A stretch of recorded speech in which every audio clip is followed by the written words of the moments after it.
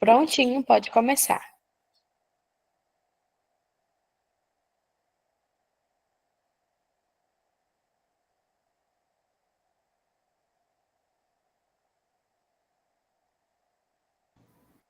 Pessoal, hoje é a nossa último encontro, né, de legislação ambiental. Hoje eu quero reforçar alguns pontos com vocês, né, fazer meio que uma revisão, né, da prova.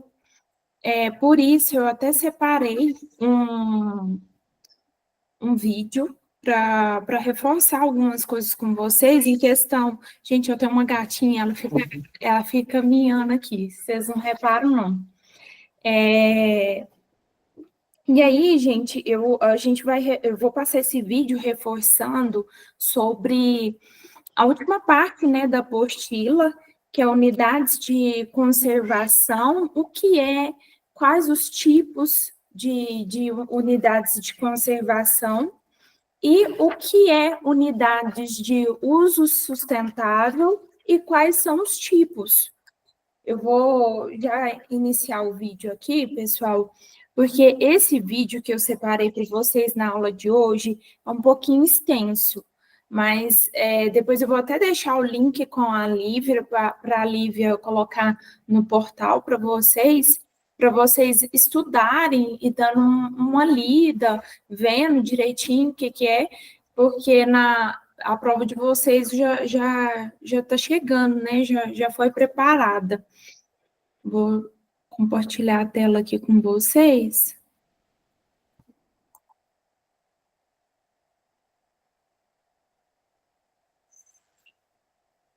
Todos conseguem ver minha tela? Sim. Conseguimos. Agora vamos ver a questão do áudio. Indo direto ao ponto, eu me chamo Heron Vasconcelos Lely. Todo mundo consegue escutar o áudio aí? Eu sou engenheiro ambiental e mestrando. Lívia, tá saindo o áudio? Sim, tá saindo tranquilamente, pode continuar. Certinho, Pela obrigada. Universidade Federal do Rio Grande do Sul. E hoje eu vou falar sobre o Sistema Nacional de Unidades de Conservação, também chamado de SNUC, que foi criado e estabelecido pela Lei número 9.985 de 2000. Inicialmente eu vou falar uma contextualização a respeito dessa lei, o porquê que ela foi criada, depois as principais definições, os principais conceitos que estão presentes nela, que são fundamentais para se entender os conteúdos posteriores da lei, seus objetivos e diretrizes, as diferentes categorias das unidades de conservação. Então vamos ver todas as unidades de conservação, tanto do grupo de proteção integral quanto do grupo de uso sustentável, de que forma que as unidades de conservação são criadas e de que forma que elas são geridas, então criação e gestão de unidades de conservação. E também vamos ver sobre reservas da biosfera. O que são reservas da biosfera, para que elas servem? E claro, no final, um resumo de todo o conteúdo.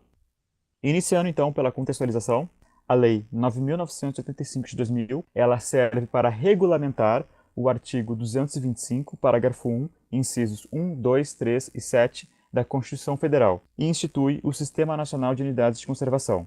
Portanto, a Constituição Federal, em seu artigo 225, mais especificamente parágrafo 1 e nos incisos citados, ela deixa brechas de assuntos que devem ser tratados por leis mais específicas. Vamos lembrar então o que o artigo 225 ele fala. Lembrando que esse é o princípio da participação e ele diz que todos têm direito ao meio ambiente ecologicamente equilibrado, bem de uso comum do povo e essencial à sadia qualidade de vida. Impondo-se ao poder público e à coletividade o dever de defendê-lo e preservá-lo para as presentes e futuras gerações. No parágrafo 1º, ele fala todas as incumbências, ou seja, todas as funções do poder público para que seja possível assegurar a efetividade desse direito. Então, para que todos possam ter acesso a esse meio ambiente ecologicamente equilibrado, bem de uso comum e essencial à sadia qualidade de vida, o poder público tem direitos. E dentre esses direitos, nós temos o inciso 1, que fala que um dos direitos é preservar e restaurar os processos ecológicos essenciais e prover o manejo ecológico das espécies e ecossistemas. Então, processos ecológicos essenciais devem ser mantidos, ou seja, devem ser preservados ou restaurados. Ao poder público, então, cabe preservar e restaurar os processos ecológicos essenciais que estão presentes em todo o território brasileiro. O segundo inciso fala que incumbe ao poder público preservar a diversidade e a integridade do patrimônio genético do país e também fiscalizar entidades dedicadas à pesquisa e à manipulação de material genético. Então aqui fala de patrimônio genético. Pensem o Brasil, que é um país continental, ele tem muita diversidade. Então a diversidade genética do país é muito grande. Então ele tem uma coleção de genomas diferentes. Esse é o patrimônio genético do país, e incumbe ao poder público preservar a diversidade e a integridade desse patrimônio genético. Portanto, esses dois primeiros itens que nós vimos, eles demonstram que a própria Constituição, ela entende que deve existir algum artifício, algum meio que possa, então, preservar e restaurar esses processos ecológicos e, junto a isso, preservar a diversidade e o patrimônio genético do país. E, justamente, a SNUC, com suas unidades de conservação, elas conseguem atingir esses objetivos. Além do mais, fala especificamente que incumbe ao poder público definir, em todos os estados, espaços territoriais e seus componentes a serem especialmente protegidos. Então, em todos os estados do país, o poder público deve definir, deve estabelecer, então, espaços territoriais e componentes que são especialmente protegidos. Regime especial de proteção. E, por fim, o item 7 fala que incumbe ao poder público proteger a fauna e a flora, vedadas práticas que coloquem em risco sua função ecológica, provoquem extinção de espécies ou submetam os animais à crueldade. Então, atendendo a todos esses itens, nós temos a criação das unidades de conservação a partir da Lei 9985 de 2000. Portanto, essa lei institui o Sistema Nacional de Unidades de Conservação, também chamado de SNUC, e estabelece critérios e normas para a criação, implantação e gestão de unidades de conservação. E esse Sistema Nacional de Unidade de Conservação, ele é formado por unidades de conservação, tanto de nível federal, estadual ou municipal. Portanto, a Lei 9985 estabelece o Sistema Nacional de Unidades de Conservação e também estabelece critérios e normas que versam sobre a criação, implantação e gestão dessas unidades, ou seja, como essas unidades de conservação podem ser criadas, podem ser implantadas, de que forma elas devem ser geridas. Então, tudo isso está dentro da Lei 9985 de 2000. E lembrando, isso vale tanto para unidades de conservação de âmbito federal, estadual ou municipal. Agora vamos às principais definições que estão presentes na lei. Começando pela mais básica, definição de unidade de conservação. A unidade de conservação é o espaço territorial e seus recursos ambientais, incluindo as águas jurisdicionais, com características naturais relevantes, legalmente instituído pelo poder público, com objetivos de conservação e limites definidos, sob regime especial de administração, ao qual se aplicam garantias adequadas de proteção. Portanto, as unidades de conservação são espaços territoriais e os seus recursos ambientais. Então, imaginem, é um espaço territorial e dentro desse espaço tem os seus próprios recursos ambientais. São recursos ambientais muitas vezes específicos daquela região. E claro, é um espaço territorial ilimitado. Ele tem um limite atrelado a ele. E por que é feito toda essa delimitação? Bom, porque esse é um espaço que tem características naturais relevantes e, por isso, necessita de um regime especial de administração, ou seja, necessita de proteção, e quem faz isso é o poder público. Então, é o poder público que institui as unidades de conservação. E o objetivo mais geral de tudo, é a conservação daquela região. Segundo conceito é o conceito de preservação. É o conjunto de métodos, procedimentos e políticas que visam a proteção a longo prazo das espécies, habitats e ecossistemas, além da manutenção dos processos ecológicos, prevenindo a simplificação dos sistemas naturais. Então, quando a gente fala em preservação, a gente fala em manter a longo prazo, seja espécies, habitats e ecossistemas. Então, é o conjunto de métodos, procedimentos e políticas que visam essa proteção a longo prazo. Então, preservação, vocês pensam em preservar, em manter a longo prazo. Isso, claro, previne a simplificação dos sistemas naturais, porque como tu está atuando em prol da manutenção de processos ecológicos, tu previne a simplificação dos sistemas naturais. Outro conceito, o conceito de recuperação. A recuperação é a restituição de um ecossistema ou de uma população silvestre degradada a uma condição não degradada, que pode ser diferente da sua condição original. Então, na recuperação existe um ecossistema, esse ecossistema está degradado, ou mesmo uma população que foi degradada, e tu restitui esse ecossistema ou população a uma condição não degradada. Só que essa condição não degradada não necessariamente é igual à condição original. Ela pode ser diferente à condição original. Enquanto que na restauração, a restituição de um ecossistema ou população degradada, ela é o mais próximo possível da sua condição original. Portanto, na restauração, tu quer que seja basicamente uma cópia da condição original. Por isso é restaurar, é voltar às definições de fábrica. Portanto, a preservação é proteger a longo prazo, isso visando a manutenção dos processos ecológicos. A recuperação é a restituição, seja de ecossistemas ou populações, a uma condição não degradada, mas que pode ser diferente da condição original. E já a restauração também é uma restituição, só que dessa vez o mais próximo possível da condição original.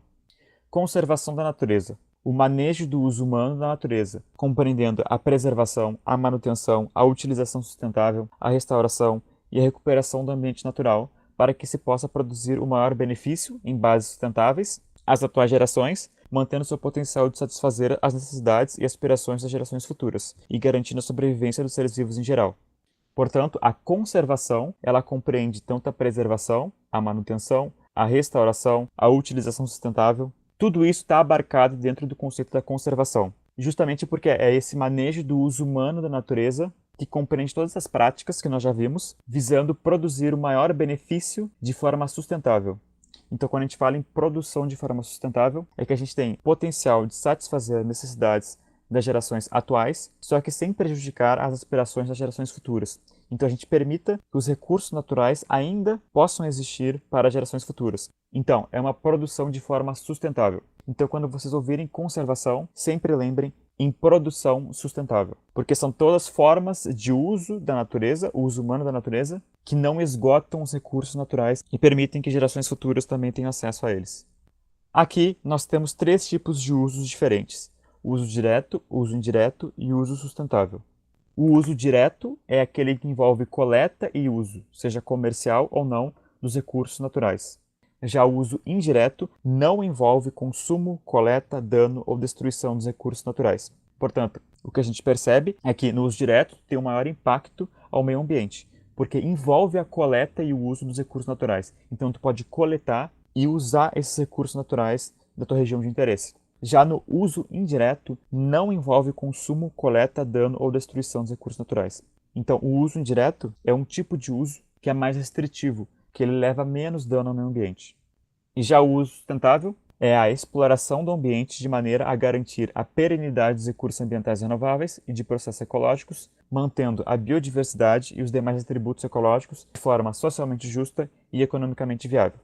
Então, é mais ou menos a mesma conversa que a gente teve quando a gente viu o conceito de conservação da natureza. No uso sustentável, é um tipo de exploração que tu garante a perenidade dos recursos ambientais. Então, tu explora os recursos, mas tu garanta que tu não vai exaurir, tu não vai consumir completamente os recursos. Eles ainda vão estar presentes para gerações futuras, o que garante a perenidade de processo ecológico e mantém a biodiversidade e outros atributos.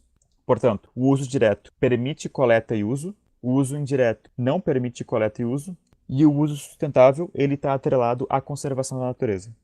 Zoneamento. O nome já é bem autoexplicativo, né? O zoneamento é a definição de setores ou zonas em uma unidade de conservação com objetivos de manejo e normas específicas, com o propósito de proporcionar os meios e as condições para que todos os objetivos da unidade possam ser alcançados de forma harmônica e eficaz.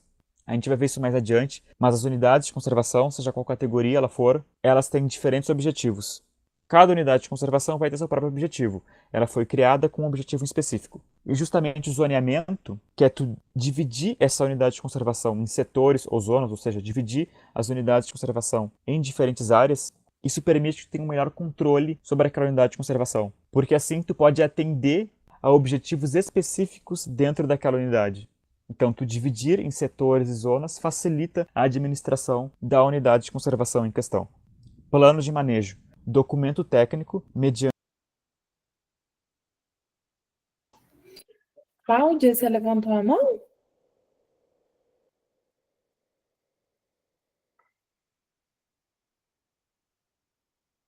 Cláudia?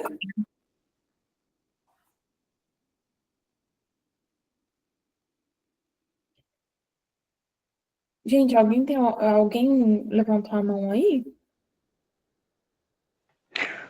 Foi sem querer, desculpa. Ah, não, que isso, acontece. Vamos continuar aqui. Mediante o qual, com fundamento nos objetivos gerais de uma unidade de conservação, se estabelece seu zoneamento e as normas que devem presidir o uso da área e o manejo dos recursos naturais, inclusive a implantação das estruturas físicas necessárias à gestão da unidade. Então, o plano de manejo é um documento, é um plano, então é um documento técnico, é um instrumento de planejamento. E a partir disso se estabelece zoneamento e as normas que devem presidir o uso da área e o manejo dos recursos naturais. Então, é a partir desse plano que toda a unidade de conservação deve ter, que está presente basicamente todo o manual da unidade de conservação em questão. Então, estabelece todas as regras que aquela unidade de conservação deve seguir. Então, o seu zonamento, as suas normas, como que deve ser utilizada essa área, como que deve ser manejado seus recursos naturais. Assim, o plano de manejo é esse documento, onde estão presentes o zoneamento e as normas que regem a unidade de conservação e que basicamente guiam o uso da área e de seus recursos naturais. Zonas de amortecimento. Zona de amortecimento é o entorno de uma unidade de conservação, onde as atividades humanas estão sujeitas a normas e restrições específicas, com o propósito de minimizar os impactos negativos sobre a unidade. Bem simples, então. Existe uma unidade de conservação. A zona de amortecimento é essa área que está formando um buffer ao redor da unidade de conservação. Então, a zona de amortecimento não é a unidade de conservação, mas como é o entorno dela, existem restrições e normas específicas que devem ser seguidas nessa zona de amortecimento. Porque, claro, como é a região que faz o contorno da unidade de conservação, essa zona tem que minimizar os impactos negativos sobre a unidade. Aqui tem um exemplo, então. Uma unidade de conservação seria essa área escura e a zona de amortecimento fazendo esse contorno ao redor da área. Então, é uma área que está sujeita a certas restrições, justamente para proteger a unidade de conservação. Aqui, uma imagem bem ilustrativa da zona de amortecimento. Ela também é chamada de zona tampão. É uma área onde, portanto, as atividades humanas têm restrições específicas e previnem o chamado efeito de borda e acabam filtrando impactos negativos que, sem a zona de amortecimento, atingiriam diretamente a unidade de conservação.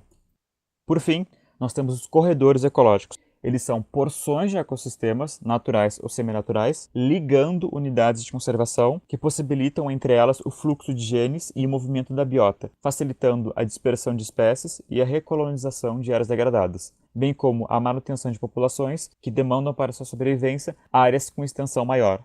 Assim, os corredores ecológicos, como o nome já propõe, eles ligam unidades de conservação. Então, existem diferentes unidades de conservação e podem ser que existam áreas que liguem essas diferentes unidades de conservação. Esses são os corredores ecológicos. E justamente por causa deles, pode existir o fluxo de genes, movimento de biota, e isso facilita, então, dispersão de espécies, recolonização de áreas degradadas e manutenção de populações, que demandam uma área de sobrevivência maior do que uma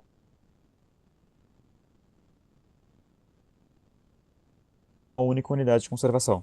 Então, aqui um exemplo. Nós teríamos duas unidades de conservação e aqui um corredor ecológico, que permite, portanto, dispersão de sementes, deslocamento de animais e, de forma geral, o fluxo gênico. Aqui, só para mostrar para vocês como são importantes os corredores ecológicos, nós temos um ecossistema que não está fragmentado. Aqui, uma área fragmentada. Então, cada uma dessas áreas é uma ilha e não existe fluxo gênico entre essas diferentes porções. E, quando existe o corredor ecológico, pode haver, então, essa troca entre essas diferentes ilhas. E, claro, isso facilita muito o fluxo de genes, movimento de biota e manutenção de diferentes populações. Agora, vamos ver os objetivos e diretrizes que estão presentes nessa lei. Iniciando pelos objetivos. Os objetivos é aquilo a qual a lei se propõe a atingir.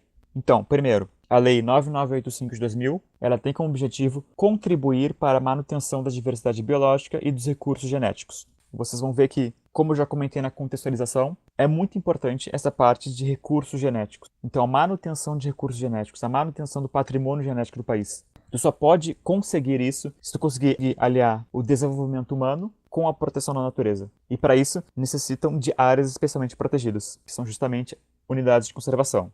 Proteger espécies ameaçadas de extinção, tanto a nível regional ou nacional. Contribuir para a preservação e restauração da diversidade de ecossistemas naturais. Então, contribuir para preservar é aquilo que a gente comentou nos conceitos, então manter a longo prazo os ecossistemas e espécies, para prevenir a simplificação dos sistemas naturais, e também a restauração, ou seja, tu voltar um ecossistema ou uma população o mais próximo possível à sua condição original.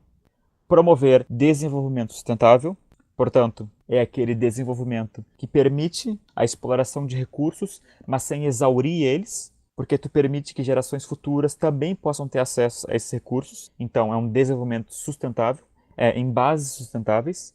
Promover princípios e práticas de conservação da natureza no processo de desenvolvimento, proteger paisagens naturais pouco alteradas de notável beleza cênica. A gente vai ver também que as unidades de conservação elas buscam valorizar muito esses ambientes naturais que têm beleza cênica, que são bonitos, que são notáveis, têm paisagens. Então, proteger paisagens naturais e pouco alteradas de notável beleza cênica.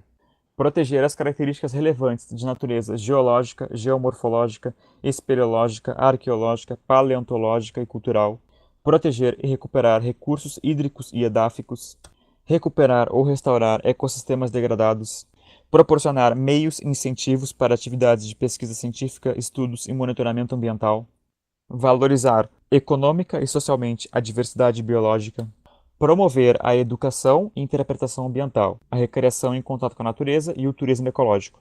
Nós vamos ver também que as unidades de conservação, muitas delas, elas permitem o turismo ecológico ou a interpretação ambiental. Então, elas visam também trabalhar no âmbito da educação ambiental. Então, educação, interpretação ambiental, recreação e turismo ecológico.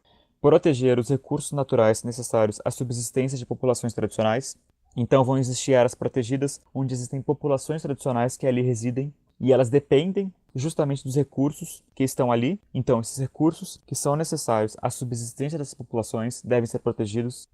E agora, em relação às diretrizes, as diretrizes vocês podem entender como princípios que devem ser cumpridos durante a criação, a gestão das unidades de conservação.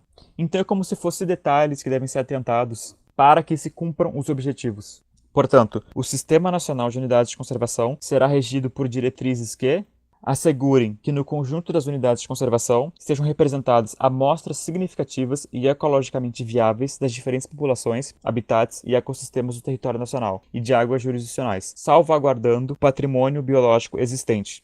Então, mais uma vez, aqui fala em patrimônio biológico, mas pode ser entendido também como patrimônio genético, né? Então, pensem o Brasil, um país continental, um país enorme, tem muitos biomas diferentes, o patrimônio genético e biológico é enorme, e justamente, então, as unidades de conservação, elas buscam que sejam protegidas diferentes áreas para que o país ele tenha representado amostras significativas e ecologicamente viáveis dessas diferentes populações, habitats e ecossistemas. Então, tu quer justamente preservar, ter à disposição essas amostras significativas dessas diferenças para, assim, salvaguardar o patrimônio biológico existente nacional. 2. O SNUC será regido por diretrizes que assegurem mecanismos e procedimentos necessários ao envolvimento da sociedade no estabelecimento e revisão da política nacional de unidades de conservação. Portanto, um dos princípios a ser seguido é a participação social. Então, envolvimento da sociedade. Tem que ser ouvida a sociedade no estabelecimento das unidades de conservação e também na criação e revisão das políticas voltadas a unidades de conservação.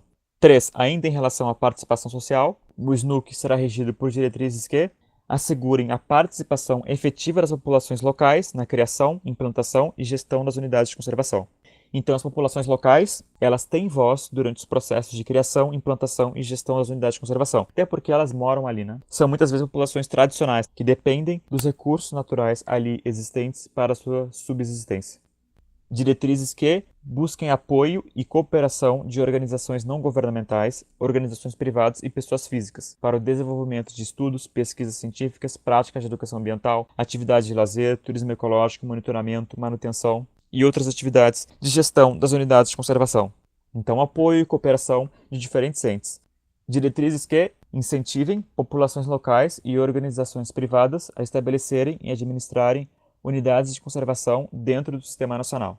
6. Diretrizes que assegurem, nos casos possíveis, a sustentabilidade econômica das unidades de conservação. Então, tu quer que depois que estabelecidas as unidades de conservação, que elas sejam autossustentáveis. Então, tu quer que elas tenham sustentabilidade econômica, que elas consigam por si próprias permanecerem ao longo dos anos. Permitam o uso das unidades de conservação para a conservação in situ de populações das variantes genéticas selvagens dos animais e plantas domesticadas e recursos genéticos silvestres. 8. Assegurem que o processo de criação e a gestão das unidades de conservação sejam feitos de forma integrada com as políticas de administração das terras e águas circundantes, considerando as condições e necessidades sociais e econômicas locais. Então, as unidades de conservação, elas devem estar em sincronia, devem estar contextualizadas com as políticas tanto de administração de terras e águas circundantes, ou seja, da região. 9. Considerem as condições e necessidades das populações locais, no desenvolvimento e adaptação de métodos e técnicas de uso sustentável dos recursos naturais. Então, mais uma vez, a participação social. Consideração, então, das condições e necessidades das populações locais.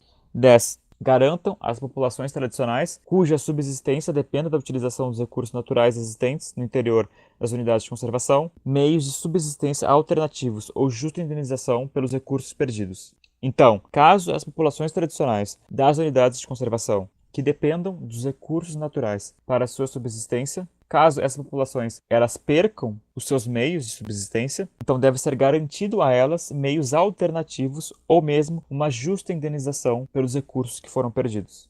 11. Garantam uma alocação adequada dos recursos financeiros necessários para que, uma vez criadas, as unidades de conservação possam ser geridas de forma eficaz e atender aos seus objetivos. Mais uma vez, aqui fala sobre autossustentação. Recursos financeiros devem ser alocados para as unidades de conservação, então deve ser feita uma alocação adequada para que as unidades de conservação possam ser geridas de forma eficaz, atendendo aos seus objetivos que foram propostos. 12. Busquem conferir às unidades de conservação, nos casos possíveis e respeitadas as conveniências da administração, autonomia administrativa e financeira. Mais uma vez, um dos princípios é a busca por autonomia, seja ela administrativa ou financeira. E por fim, 13. O SNUC será regido por diretrizes que busquem proteger grandes áreas por meio de um conjunto integrado de unidades de conservação de diferentes categorias, próximas ou contíguas, e suas respectivas zonas de amortecimento e corredores ecológicos, integrando as diferentes atividades de preservação da natureza, uso sustentável dos recursos naturais e restauração e recuperação dos ecossistemas. Assim, durante a criação de unidades de conservação, o ideal é que essas unidades elas possam conversar entre si. Então, mesmo que sejam unidades de conservação separadas, deve-se buscar que essas unidades estejam mais próximas ou contíguas possíveis, porque dessa forma tu consegue proteger grandes áreas. Então, várias unidades de conservação com seus corredores ecológicos ligando umas às outras, e isso permite então a proteção de grandes áreas. Agora que nós já vimos a contextualização, os principais conceitos, os objetivos de diretrizes, a gente vai falar sobre as categorias de unidades de conservação. Primeiro, existem dois grupos de unidades de conservação: as unidades de proteção integral e as unidades de uso sustentável. As unidades de proteção integral têm por objetivo preservar a natureza, sendo admitido apenas o uso indireto dos seus recursos naturais, com exceção dos casos previstos na lei. Já as de uso sustentável, elas buscam compatibilizar a conservação da natureza com o uso sustentável de parcela de seus recursos naturais.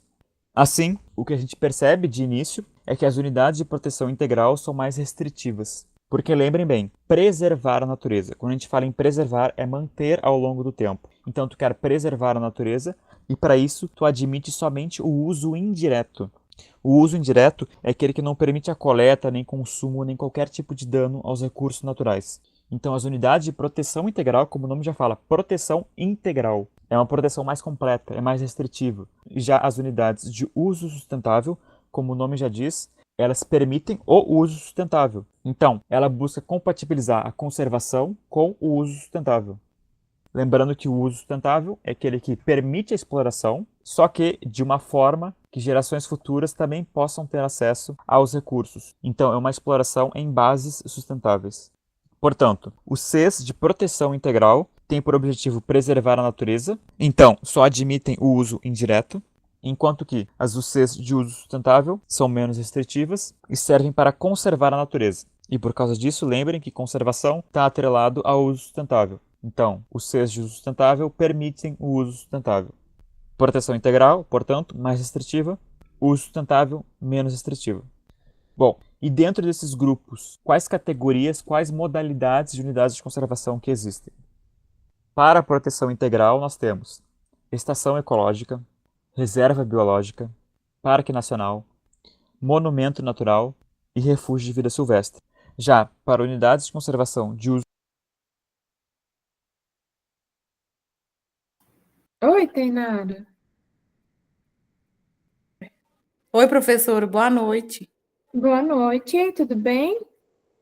Eu entrei um pouquinho atrasada na aula. Essa aula está sendo gravada? Sim, está sim.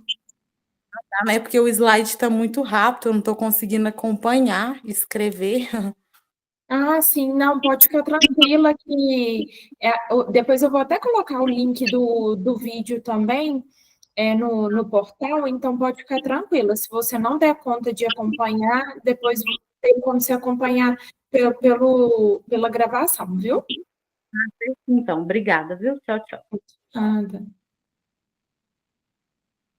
uso sustentável, nós temos área de proteção ambiental, também chamada de APA, área de relevante interesse ecológico, floresta nacional, reserva extrativista, reserva de fauna, reserva de desenvolvimento sustentável e reserva particular de patrimônio natural. Portanto, nós temos 5 categorias de proteção integral e 7 categorias de uso sustentável. Isso totaliza, então, 12 categorias de unidades de conservação. 5 de proteção integral e 7 de uso sustentável. Eu sei que são muitas categorias diferentes para decorar, então existe um truque para que vocês lembrem as unidades de uso sustentável e sabendo quais são de uso sustentável, vocês vão saber, por eliminação, quais são de proteção integral. Então você tem que lembrar da seguinte frase: as flores. As flores. Por que as flores? Porque para as unidades de uso sustentável, nós temos as. As é referente às áreas. Então, área de proteção ambiental, APA, e a área de relevante interesse ecológico. Para a FLO, nós temos floresta, a floresta nacional. E já para a RES, nós temos as reservas. E tem 4 reservas de uso sustentável: a reserva extrativista, a reserva de fauna, a reserva de desenvolvimento sustentável e a reserva particular de patrimônio natural. A exceção é a reserva biológica, que aí a reserva biológica é do grupo de proteção integral. Então, lembrando, para unidades de uso sustentável, lembrem as flores. As é referente às áreas, então a área de proteção ambiental e a área de relevante interesse ecológico. FLO em relação à floresta, só tem uma floresta, que é a floresta nacional. E RES em relação às reservas, que daí seriam 4. Reserva extrativista, reserva da fauna, reserva de desenvolvimento sustentável, reserva particular de patrimônio nacional. A exceção é a reserva biológica, que reserva biológica é de proteção integral. Portanto, 5 são de proteção integral, que é aquele grupo que é mais restrito, que tem uma maior proteção, que somente admite o uso indireto, e 7 são do grupo de uso sustentável, que permite, então, o uso sustentável. São unidades menos restritivas. Para vocês lembrarem quais são de uso sustentável, lembrem da frase as flores, áreas, floresta e reservas, com exceção de reserva biológica. Vamos prosseguir, então. Vocês devem saber também que existem unidades de conservação que são públicas, então, é criado pelo poder público, é administrado pelo poder público, e também existem aquelas que são ou públicas ou privadas, então, a depender da sua administração, da forma como ela foi criada, ela pode ser tanto administrada de forma pública ou privada, e existe um caso que é exclusivamente privado. Aqui, de acordo com a legenda, reserva particular de patrimônio nacional é uma unidade de conservação privada, então ela é administrada de forma privada. Já monumento natural e refúgio de vida silvestre para a proteção integral e a área de proteção ambiental e a área de relevante interesse ecológico para as categorias de uso sustentável, elas podem ser tanto públicas ou privadas. Então lembrem-se, reserva particular de patrimônio nacional é privada. Já as duas últimas da proteção integral, que é monumento natural e refúgio de vida silvestre, pode ser tanto público ou privado. Da mesma forma que, para o grupo de uso sustentável, a área de proteção ambiental, a APA, e a área de relevante interesse ecológico pode ser também tanto público ou privado. Para o restante, então, continua em preto, são unidades de conservação que são exclusivamente públicas. E, para essas áreas, sempre que houver propriedades particulares nessas unidades de conservação pública, essas propriedades particulares serão desapropriadas. Então, imagine uma área que, por ela ter um grande valor, né, valor biológico, genético, proteção de espécies ameaçadas de extinção, o poder público ele quer instituir uma unidade de conservação ali. Portanto, ele pode instituir a unidade de conservação, porém, se existir propriedades particulares ali, essas propriedades elas serão desapropriadas. Vamos ver então agora mais a fundo cada um dos grupos de unidades de conservação, começando pelas UCs de proteção integral. Lembrando que são 5 UCs de proteção integral: a estação ecológica, a reserva biológica, o parque nacional, o monumento nacional e o refúgio de vida silvestre. Essas duas últimas estão em vermelhos, porque elas podem ser tanto públicas ou privadas, enquanto as 3 primeiras são somente públicas. Algumas observações. Primeiro, as áreas de unidades de conservação do grupo de proteção integral, eles são considerados como zona rural. Então, para efeito legal, as unidades de conservação do grupo de proteção integral é uma zona rural e, portanto, não pode ser transformada em zona urbana. Segunda observação, todas essas unidades de proteção integral, elas terão um conselho consultivo. O nome já diz, é um conselho, então uma reunião onde existem trocas de ideias, é um colegiado e consultivo, porque permite então a consulta com aqueles que estão envolvidos nas unidades de conservação. e inclusive aos proprietários de terra que estiverem localizados em refúgio de vida silvestre e monumento natural, justamente porque, como eu já falei, essas são duas unidades de conservação que podem ter donos particulares, porque elas podem ser tanto particulares ou públicas. Então, os proprietários também podem fazer parte desse conselho consultivo. Terceira observação, ainda falando das UCs de monumento natural e refúgio de vida silvestre, essas duas UCs, caso haja incompatibilidade entre os objetivos da área e as atividades privadas que ali estão, a área deve ser desapropriada. Portanto, mesmo elas podendo ser particulares, caso o objetivo da unidade de conservação não esteja sendo cumprido por causa dessas atividades particulares, a área pode ser desapropriada. E observação 4, as unidades de conservação da categoria Parque Nacional, quando criadas pelo Estado ou pelo município, serão denominadas, respectivamente, Parque Estadual e Parque Natural Municipal.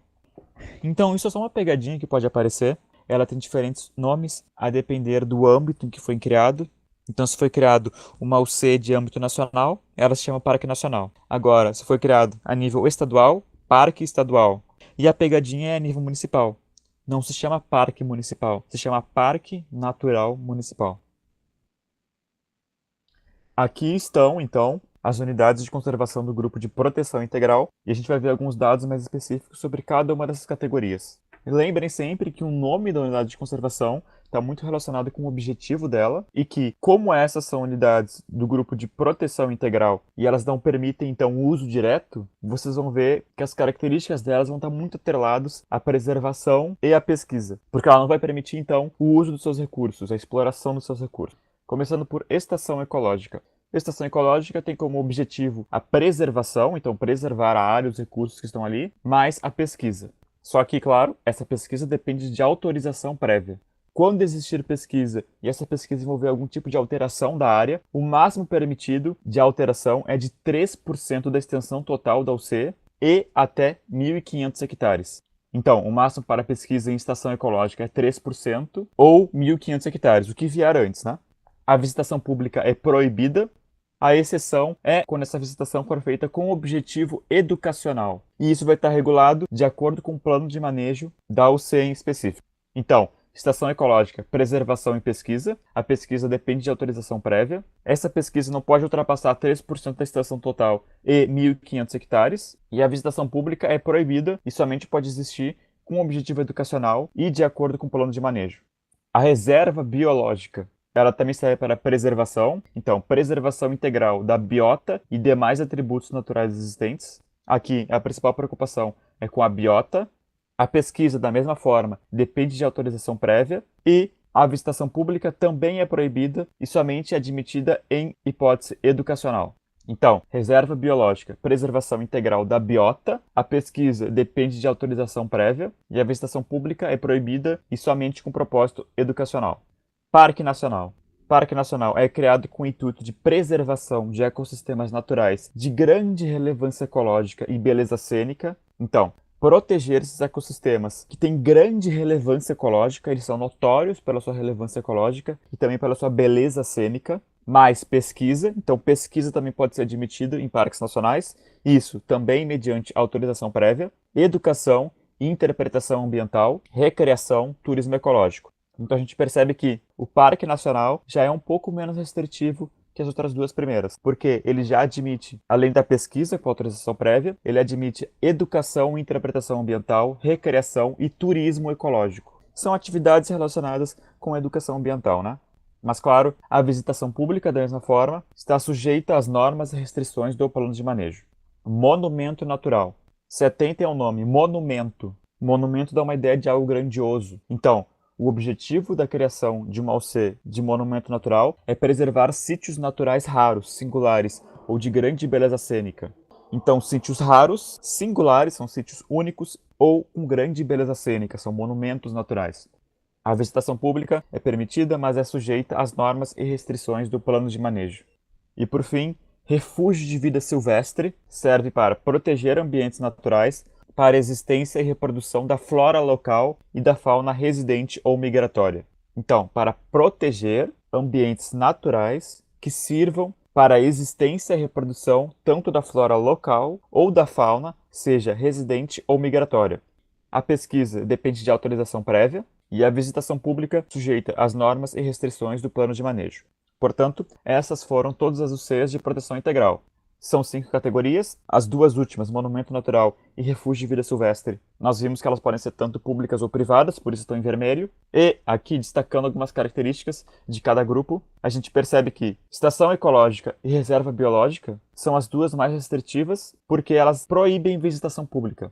A visitação pública só pode acontecer com objetivo educacional, de acordo com o plano de manejo.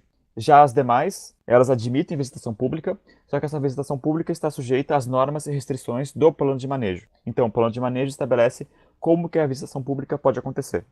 As pesquisas, em todos os casos, elas dependem de autorização prévia, então não podem ocorrer sem autorização, e existe uma preocupação muito grande em proteger aquele sítio, aquele ecossistema em questão. Sendo estação ecológica e reserva biológica as 2 categorias mais restritivas, existem poucas exceções que permitem que alguma alteração possa ser feita dentro da sua área. Para a estação ecológica, só podem ser permitidas alterações dos ecossistemas no caso de medidas que visem a restauração de ecossistemas modificados. Então, se a alteração for feita para melhorar a qualidade da área, então restaurar ecossistemas modificados, então é permitido. Se for feita com o fim de manejo de espécies, com o fim de preservar a diversidade biológica, então aqui seria mais um caso que quer melhorar a qualidade do ambiente, então manejo de espécies para preservar a diversidade biológica, coleta de componentes de ecossistemas com finalidades científicas, mas lembrando que tem que ter autorização se for feita pesquisa científica. E 4 é aquilo que eu comentei sobre a área máxima. Pesquisas científicas cujo impacto sobre o ambiente seja maior do que aquele causado pela simples observação ou pela coleta controlada de componentes dos ecossistemas, em uma área correspondente a no máximo 3% da extensão total da área e até o limite de 1.500 hectares. Então, se for feita pesquisas científicas cujo impacto seja um pouco maior, ou seja, que não seja somente causado pela observação ou pela coleta controlada, a área máxima é 3% da extensão total e o limite é de 1.500 hectares, o que for atingido antes.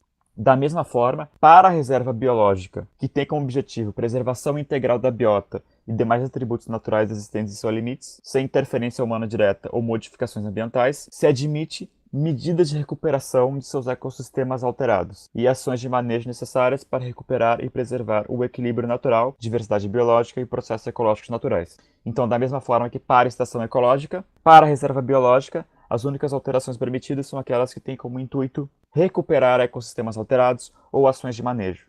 Agora, vamos ver mais a fundo as UCs de uso sustentável.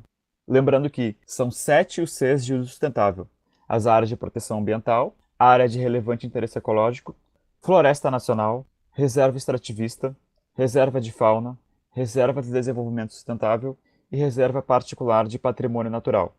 Lembrando da dica que serve para vocês lembrarem quais são as UCs de uso sustentável, a frase as flores. Então, as para as áreas, a área de proteção ambiental e a área de relevante interesse ecológico, flo para a floresta, que é a floresta nacional, e res para as reservas, reserva extrativista, reserva de fauna, reserva de desenvolvimento sustentável e reserva particular de patrimônio nacional.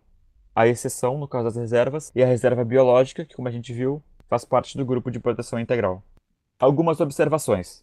Primeiro, que a floresta nacional e a área de proteção ambiental, elas deverão ter um conselho consultivo. Nós vimos que todas as UCs do grupo de proteção integral tinham conselho consultivo. Aqui é só a área de proteção ambiental e a floresta nacional.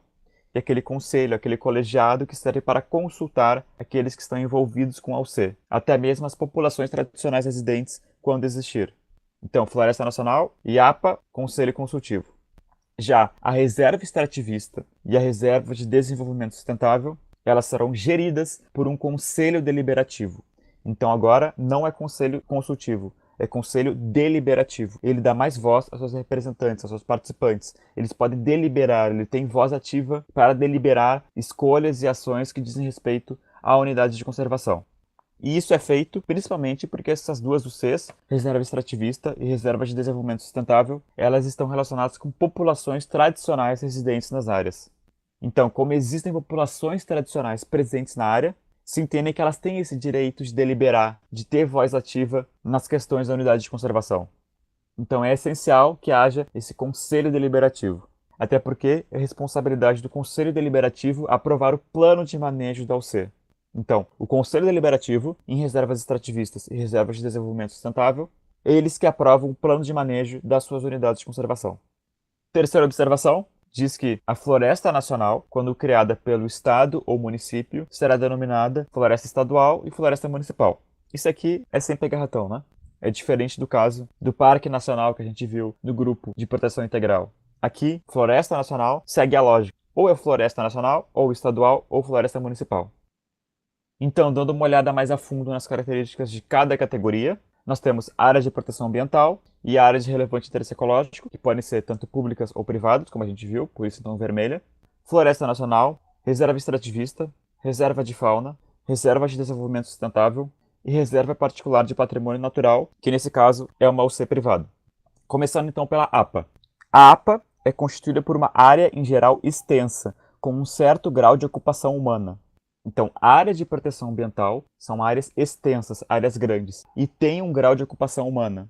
Aqui a gente já percebe um contraste bem notório com as do grupo de proteção integral, porque grupo de proteção integral, tu não podia ter essa ocupação humana, tu não podia ter esse maior contato humano junto com a natureza. Aqui já é permitido. Então, APA, área em geral extensa, com um certo grau de ocupação humana, e essa é uma área que é julgada como tendo atributos importantes para a qualidade de vida e o bem-estar das populações humanas. Portanto, já tem uma preocupação com as populações humanas. É uma área que, portanto, tem atributos importantes para a qualidade de vida e o bem-estar das populações humanas. Então, o objetivo é justamente proteger a diversidade biológica, disciplinar a ocupação e assegurar a sustentabilidade. Pesquisa científica e visitação são permitidas e, no caso de ser de administração privada, as condições são estabelecidas pelo órgão gestor ou proprietário. A gente percebe que já existe aqui o conceito de sustentabilidade, né? Justamente porque tu está procurando disciplinar a ocupação humana com a conservação biológica. Então, tu quer proteger a diversidade enquanto tu disciplina a ocupação humana. A área de relevante interesse ecológico. Essa é uma área, em geral, pequena, com pouca ou nenhuma ocupação. Então, é o contrário da APA. A área de relevante interesse ecológico é uma área, em geral, pequena, ao contrário da APA, que é uma área, em geral, extensa, e tem pouca ou nenhuma ocupação, ao contrário da APA, que tem um certo grau de ocupação humana. O objetivo da área de relevância e interesse ecológico é manter os ecossistemas raros e regular o seu uso. Essa UC tem exemplares raros da biota regional. Floresta nacional. Cobertura florestal predominantemente nativa. Então, floresta nacional diz respeito a uma UC que tem cobertura florestal nativa, permite o uso múltiplo sustentável dos recursos florestais. Então, esses recursos florestais podem ser utilizados, mas de forma sustentável. Também admite a pesquisa, especialmente se for pesquisas voltadas para a exploração sustentável. E também admite a permanência de população tradicional em conformidade com o estabelecido no plano de manejo. Portanto, a população tradicional pode continuar permanecendo ali. A pesquisa é permitida e incentivada, mas para isso depende de autorização prévia. Reserva extrativista. Como o nome diz, extrativista, ela tem por objetivo dar suporte a essas populações extrativistas tradicionais. Portanto, essas populações que praticam o extrativismo, agricultura de subsistência e criação de pequenos animais. Essa UC, então, busca assegurar a perenidade dos recursos naturais nessa UC e também o uso sustentável dos recursos naturais. A pesquisa científica é permitida e incentivada, mas para isso precisa de autorização prévia, e a visitação é permitida de acordo com o plano de manejo. Então, reserva extrativista, lembrem que está relacionado a populações extrativistas tradicionais. E lembrem que justamente por isso, como eu falei anteriormente, ela é gerida por um conselho deliberativo, em que essas populações tradicionais elas têm voz ativa. Reserva de fauna. Área natural com animais e espécies nativas. Então, é uma área que tem espécies nativas, por isso a reserva de fauna. Tu quer reservar, tu quer proteger aquelas espécies nativas que existem naquela região. É permitido estudos técnicos científicos sobre manejo econômico sustentável e a visitação pública é permitida se ela for adequada ao plano de manejo. Desenvolvimento sustentável. Da mesma forma que a reserva extrativista, ela é uma área com populações tradicionais e por isso, então, lembrem, ela é gerida por um conselho deliberativo, tem como objetivo reservação da natureza e manutenção das condições de vida. A pesquisa científica é permitida e incentivada mediante autorização prévia, assim como a visitação pública mediante condições do plano de manejo. E a última, Reserva Particular de Patrimônio Natural, ou RPPN. Ela está em roxo porque, como vocês lembram, é uma UC privada Então, é uma área privada gravada com perpetuidade. O objetivo é conservar a biodiversidade. É permitida a pesquisa e visitação com objetivos turísticos, recreativos e educacionais. Portanto, essas foram todas as UCs do grupo de uso sustentável: área de proteção ambiental, área de relevante interesse ecológico, floresta nacional, reserva extrativista, reserva de fauna, reserva de desenvolvimento sustentável e reserva particular de patrimônio natural. Agora vamos falar sobre como que as unidades de conservação são administradas. Então, como elas podem ser criadas e como elas devem ser geridas. Começando que as unidades de conservação, elas são criadas por ato do poder público. Esse ato é lei ou decreto. Como eu falei bem no início, as unidades de conservação, elas são instituídas pelo poder público. Então, elas são instituídas por ato do poder público. E esse ato é tanto lei ou decreto. Então, deve existir uma lei ou decreto que verse sobre uma unidade de conservação e assim ela será criada. Claro que essa criação, essa lei ou decreto, deve ser precedida de estudos técnicos e de consulta pública. Então, essa criação depende de estudos técnicos que tenham sido feitos e também da consulta pública, porque, claro, envolve a participação social nesse processo. Para estação ecológica ou reserva biológica, tal consulta não é obrigatória. Nós vimos que estação ecológica e reserva biológica são duas categorias do grupo de proteção integral, e são aquelas duas categorias que são as mais restritivas que existem. Então, é de se esperar que, quando tu for instituir uma estação ecológica ou reserva biológica, a consulta ao público não é necessária, porque se entende que aquela área precisa ser protegida. O subsolo e o espaço aéreo, sempre que influírem na estabilidade dos ecossistemas, integram os limites das unidades de conservação. Portanto, os limites das unidades de conservação, eles podem também englobar o subsolo e até o espaço aéreo, sempre que se julgar que esses recursos ambientais influírem na estabilidade do ecossistema. Nós vemos então como pode ser feita a criação de unidades de conservação. Agora, a ampliação. Então, existe uma unidade de conservação e tu quer ampliar os limites dela. Bom, essa ampliação dos limites pode ser feita por instrumento normativo do mesmo nível hierárquico do que criou a unidade, ou seja, decreto ou lei. Portanto, se a unidade de conservação for instituída por um decreto também é válido para ampliar seus limites. Se for instituída por lei, então a lei é válida para ampliação de seus limites. Já a desafetação ou redução dos limites de uma unidade de conservação só pode ser feita mediante lei específica. Obviamente que quando a gente fala de desafetação ou redução, está tornando menos restritivo a tua proteção ao meio ambiente. Então, isso só pode ser feito por lei específica. O decreto não seria válido para desafetação ou redução, somente lei específica. Bom, e quem que vai gerir o Sistema Nacional de Unidades de Conservação? Os seguintes órgãos. Primeiro, o órgão consultivo e deliberativo, o CONAMA, que é o Conselho Nacional do Meio Ambiente, que serve para acompanhar a implementação do sistema. É um órgão colegiado, né, que tem participação de vários representantes. Então, ele é um órgão consultivo e deliberativo. O órgão central é o Ministério do Meio Ambiente. Por ele ser esse órgão central, ele coordena o sistema. E os órgãos executores seriam aqueles órgãos que fazem executar, que têm poder de polícia. Nós temos, a nível nacional, Instituto Chico Mendes e o IBAMA, e a âmbitos mais regionais temos os órgãos estaduais e municipais. A função seria implementar o SNUC, subsidiar propostas de criação e administrar as unidades de conservação, sejam federais, estaduais e municipais, nas respectivas esferas de atuação. Portanto, são esses órgãos executores que administram as unidades de conservação no seu âmbito. O Ministério do Meio Ambiente organizará e manterá um cadastro nacional de unidades de conservação, com a colaboração do IBAMA e dos órgãos estaduais e municipais competentes. Então vai existir um cadastro nacional de unidades de conservação, que é para controlar as unidades de conservação no Brasil, né? Esse cadastro terá os principais dados de cada unidade de conservação, e esses dados serão expostos a público. Então o público interessado vai poder ter acesso a esses dados. A cada 2 anos será feito um relatório de avaliação global da situação das unidades de conservação federais do país. Então, a cada 2 anos é feito esse relatório que explica como estão as UCs no país. Todas as unidades de conservação, com exceção de área de proteção ambiental e reserva particular de patrimônio natural, devem possuir uma zona de amortecimento e, quando conveniente, corredores ecológicos. Assim, todas as UCs, com exceção de APA e RPPN, devem possuir zonas de amortecimento e, quando conveniente, corredores ecológicos. Então, olhando aqui para a nossa lista de unidades de conservação, toda essa lista deve possuir zonas de amortecimento ao seu redor, nós já vimos o que é zona de amortecimento, e os corredores ecológicos quando conveniente. Então, quando for visto que é conveniente ligar 2 unidades de conservação ou mais, então corredores ecológicos devem existir. A exceção é 2 UCs do Grupo de Uso Sustentável, que é a Área de Proteção Ambiental, APA e RPPN. Esse é um detalhe que é muito importante, que é muito cobrado em provas. Então vou frisar mais uma vez. Todas as UCs devem possuir zonas de amortecimento e, quando conveniente, corredores ecológicos, à exceção da APA e da RPPN. Quando existir um conjunto de unidades de conservação de categorias diferentes ou não, próximas, justapostas ou sobrepostas, e outras áreas protegidas públicas ou privadas, constituindo um mosaico, a gestão do conjunto deverá ser feita de forma integrada e participativa. Portanto, a gestão de diferentes unidades de conservação deve ser feita de forma, idealmente, integrada e participativa. Isso é importante para unidades de conservação que estejam próximas umas às outras, então constituindo um mosaico.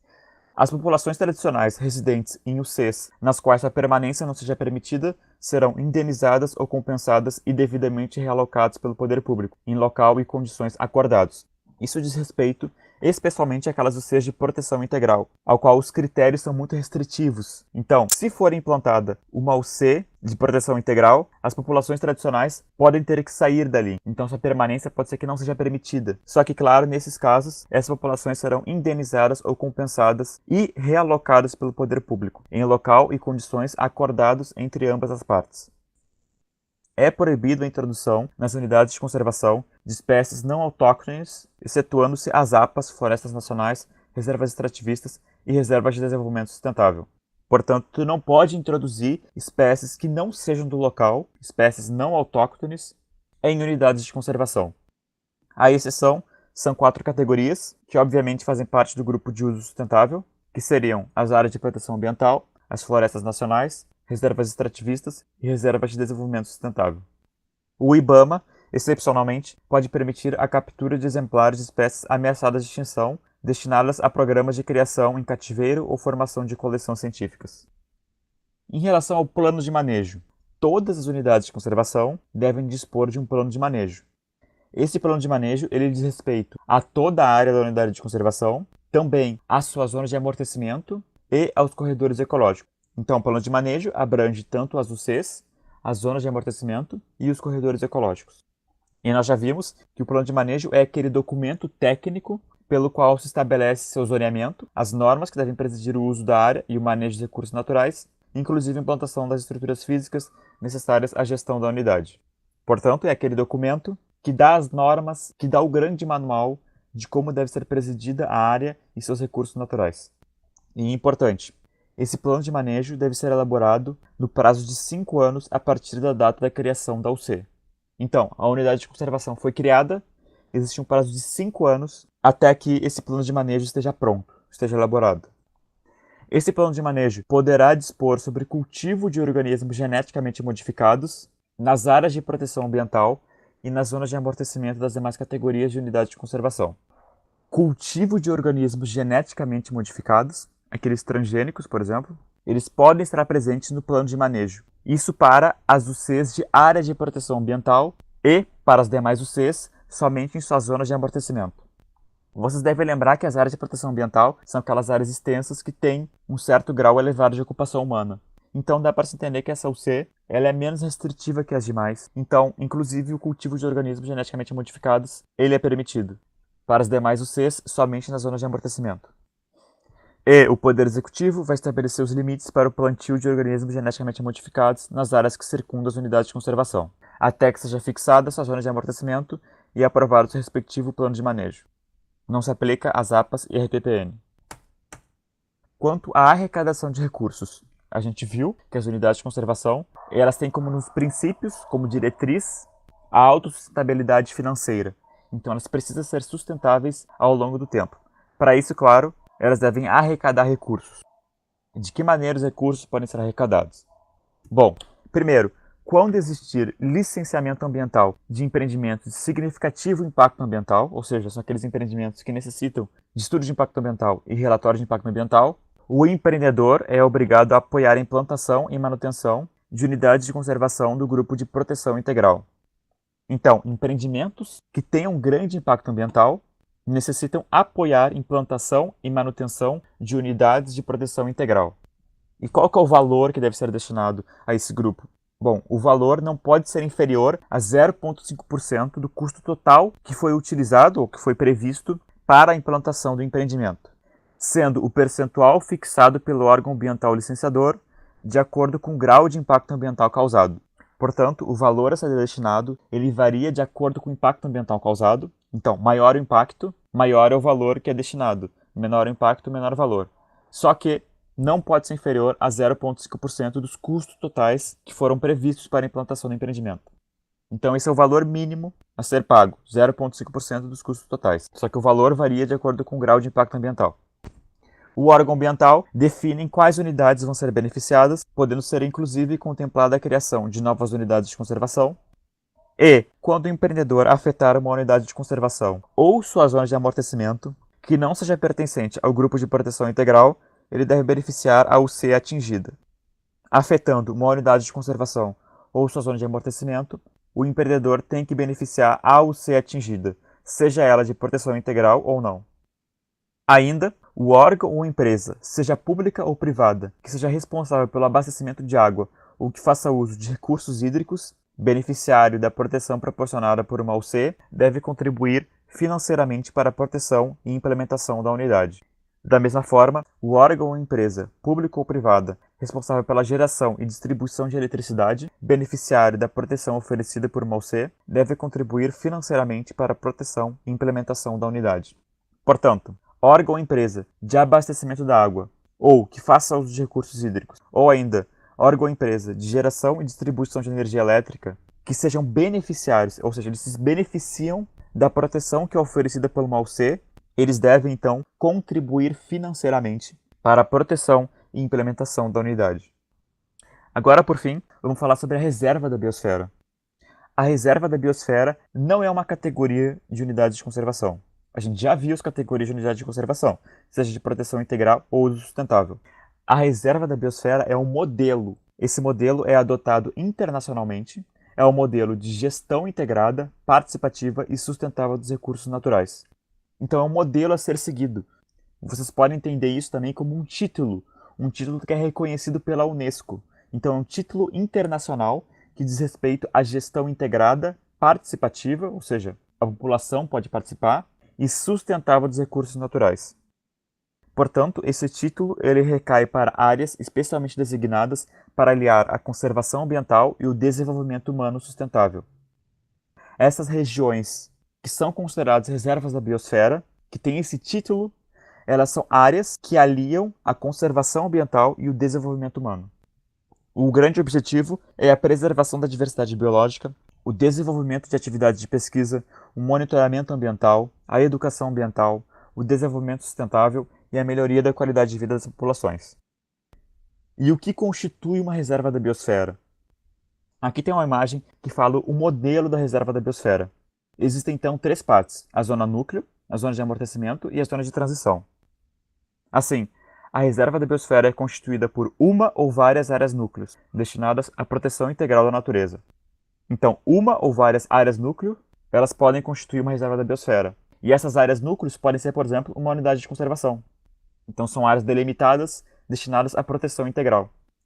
Também, a reserva da biosfera é constituída por uma ou várias zonas de amortecimento, onde só são admitidas atividades que não resultem em dano para as áreas núcleo.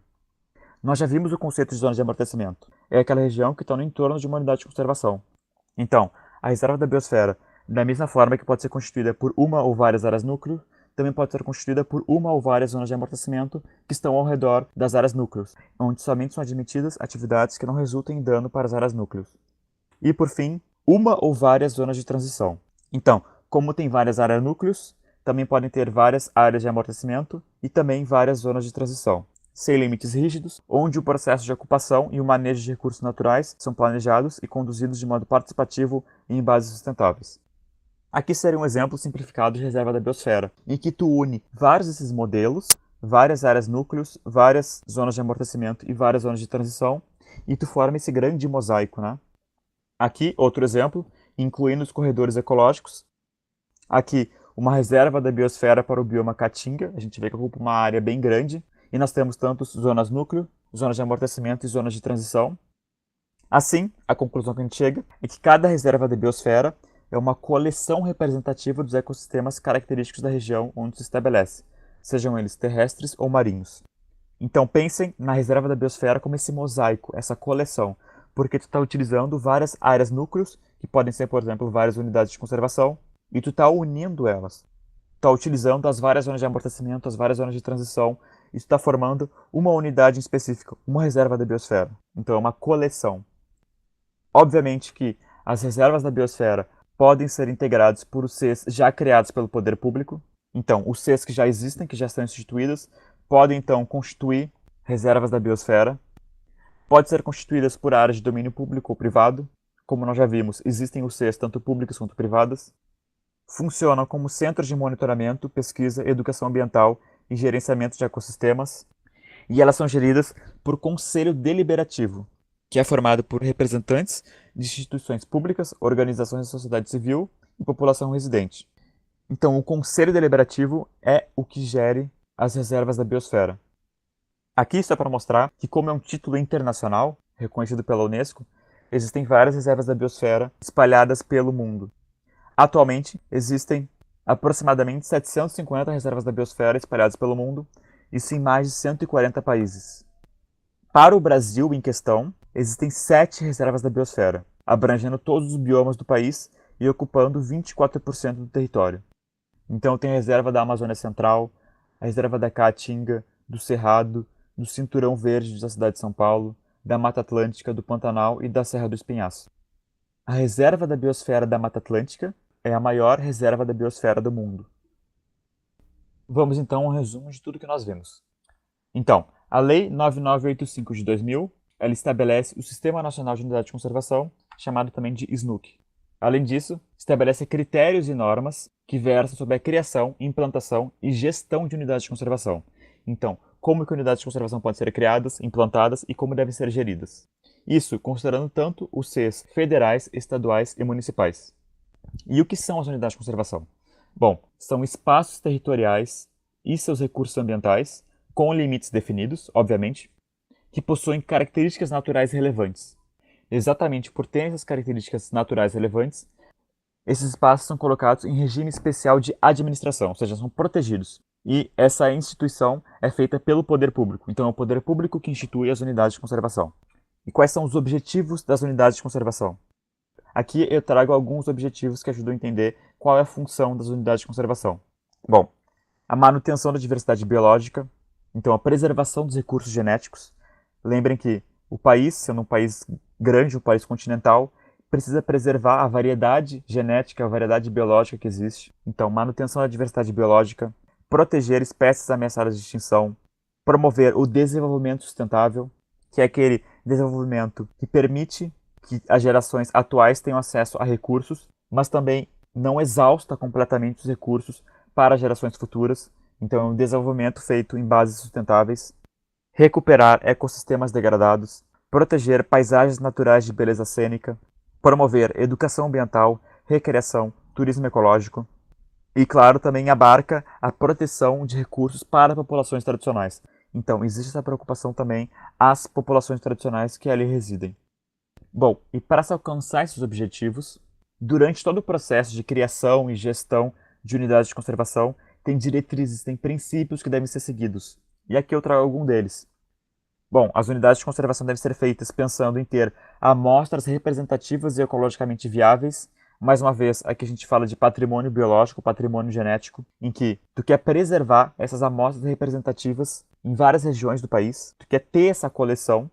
Também, envolvimento na sociedade. Então, um dos princípios é que a sociedade ela deve participar da criação e gestão das unidades de conservação. Isso, inclusive, considerando as comunidades locais. Também, as UCs devem prezar pela sua sustentabilidade econômica. Então, aqui a gente diz respeito à autonomia administrativa e financeira. E também deve ser buscada a proteção de grandes áreas, ou seja, um conjunto integrado de UCs. Então, as UCs, depois de instituídas, elas não devem ser vistas de forma isoladas, mas sim devem buscar proteções de grandes áreas. Então, por meio de corredores ecológicos, áreas contíguas ou áreas próximas, a proteção de grandes áreas devem ser visadas. Bom, e como que é administrado esse Sistema Nacional de Unidade de Conservação?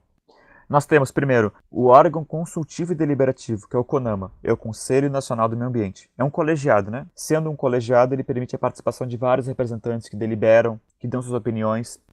Então, basicamente, a função do CONAMA é consultiva e deliberativa. Ele, então, acompanha a implantação do Sistema Nacional de Unidade de Conservação. Já o órgão central, que é aquele que coordena o SNUC, é o Ministério do Meio Ambiente. E, por fim, os órgãos executores. A nível nacional é o Instituto Chico Mendes e o IBAMA, e, a âmbito mais regional, são os órgãos estaduais e municipais. Todos esses, então, estão relacionados com a administração das unidades de conservação em seu nível de atuação. Em relação aos grupos de unidades de conservação, nós vemos que existem dois grupos, as UCs de proteção integral e as UCs de uso sustentável. As de proteção integral, como o nome já diz, proteger integralmente. Então, elas têm como função preservar a natureza, ou seja, permitir que a natureza permaneça ao longo do tempo. E exatamente por isso, ela somente admite uso indireto. O uso indireto é aquele que não abrange a coleta e uso de recursos. Já as UCs de uso sustentável, elas existem visando a conservação da natureza, permitindo, então, o uso sustentável. Quando a gente fala em conservação da natureza, lembrem a sempre associar ao uso sustentável, que é aquele uso que admite o desenvolvimento humano, mas ao mesmo tempo busca que gerações futuras também possam ter acesso aos recursos naturais. Portanto, é uma exploração disciplinada. Assim, lembrem que os Cs de proteção integral são os Cs mais restritivas, elas têm normas mais rígidas, e as UCs de uso sustentável são menos restritivas. E quais são as categorias em cada grupo? Bom, para as UCs de proteção integral, nós temos estação ecológica, reserva biológica, parque nacional, monumento natural e refúgio de vida silvestre. Para os Cs de uso sustentável, nós temos áreas de proteção ambiental, chamado de APA, área de relevante interesse ecológico, floresta nacional, reserva extrativista, reserva de fauna, reserva de desenvolvimento sustentável e reserva particular de patrimônio nacional. Portanto, são 5 Cs do grupo de proteção integral e 7 Cs do grupo de uso sustentável, totalizando 12 categorias de unidades de conservação. Para vocês lembrarem qual categoria pertence a qual grupo, lembrem do macete As Flores. Esse macete serve para vocês lembrarem as UCs de uso sustentável, e daí por eliminação vocês conseguem lembrar quais são de proteção integral. Portanto, as flores, as diz respeito às áreas. Então, a área de proteção ambiental e a área de relevante interesse ecológico. Flo diz respeito à floresta, a única floresta, que é a floresta nacional. E reserva diz respeito às 4 reservas de uso sustentável. Reserva extrativista, reserva de fauna, reserva de desenvolvimento sustentável e reserva particular de patrimônio natural. A exceção é a reserva biológica, que faz parte do grupo de proteção integral. Nós vemos também que as UCs podem ser tanto de administração pública quanto privada. As que estão em vermelho são aquelas UCs que podem ser tanto públicas ou privadas. Então, para o grupo de proteção integral, monumento natural e refúgio de vida silvestre. Para uso sustentável, as APAs ou as áreas de relevante interesse ecológico. Já a RPPN, que é a Reserva Particular de Patrimônio Natural, ela é somente de administração privada. As demais, essas que estão em preto, são UCs públicas, somente públicas. E, se houver propriedades particulares nessas UCs, elas serão desapropriadas. Bom, nós vimos com maiores detalhes as características e objetivos de cada unidade de conservação, porque cada categoria de unidade de conservação tem um objetivo diferente, por isso elas têm nomes diferentes. Então, se vocês quiserem saber mais detalhes, eu sugiro que vocês voltem no vídeo. Eu só quero destacar para vocês que todas as unidades de conservação do grupo de proteção integral, elas necessitam de conselho consultivo, ou seja, é um colegiado que tem representantes que estão envolvidos nessas categorias. Já para o grupo de uso sustentável, somente a APA e a Floresta Nacional têm conselhos consultivos, enquanto que reserva extrativista e reserva de desenvolvimento sustentável, elas possuem conselho deliberativo. O conselho deliberativo, então, ele existe nessas duas categorias, porque essas duas categorias elas estão muito relacionadas com populações locais, então populações extrativistas ou populações que dependem para sua subsistência dos recursos naturais que ali existem.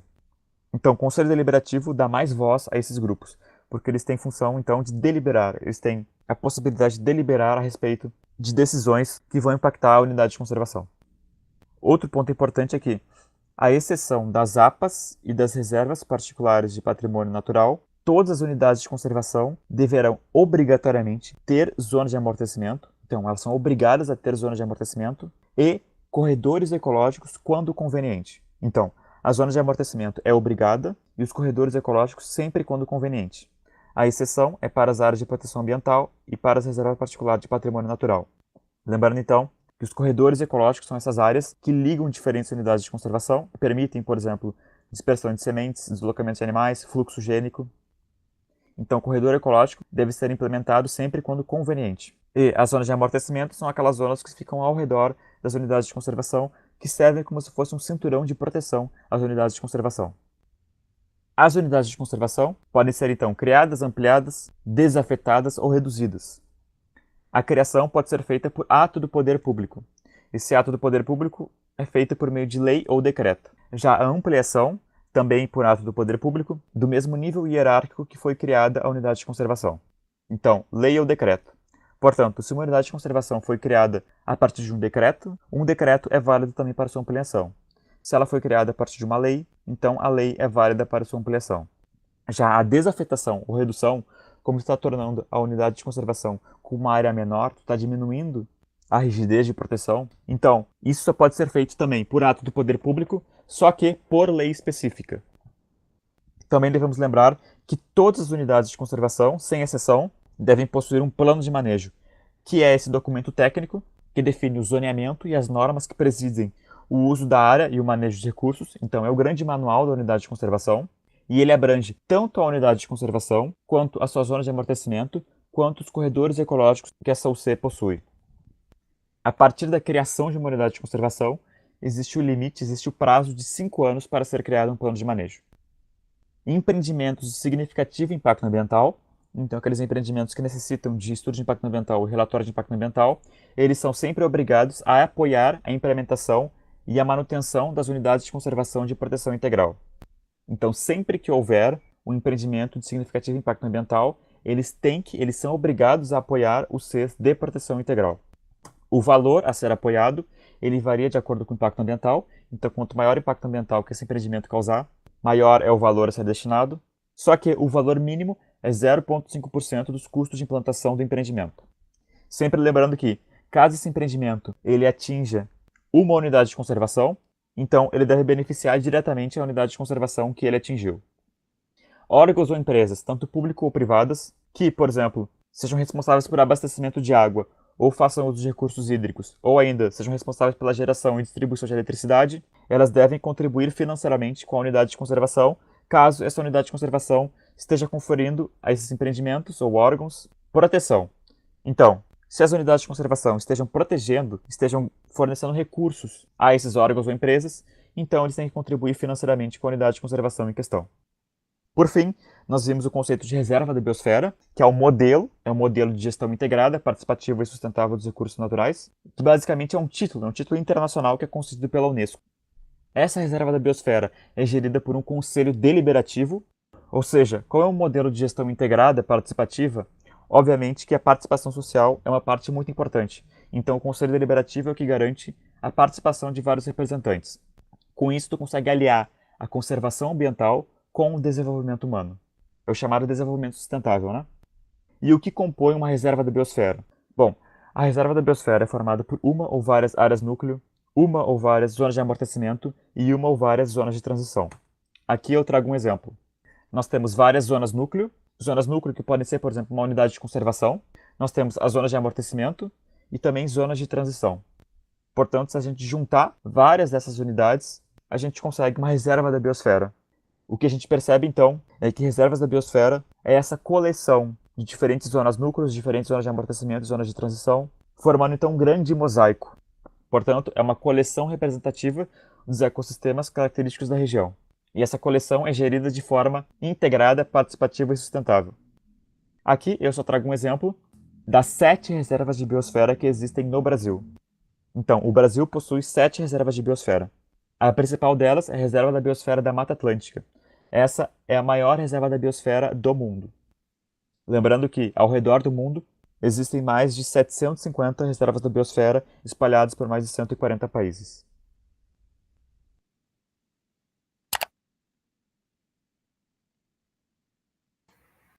Pessoal, essa foi a nossa aula de hoje. Qualquer dúvida, pessoal, vocês podem colocar lá no portal. Eu também vou compartilhar essa aula com vocês. Vou pedir aí para a Lívia colocar o link desse vídeo no portal. Estudem, pessoal, coisas que vão cair na prova, e qualquer dúvida, estamos à disposição. Vamos finalizar por aqui. Boa noite, pessoal, bom descanso. Boa noite, professora. Boa noite. Tchau, tchau. Boa noite, professora. Boa noite.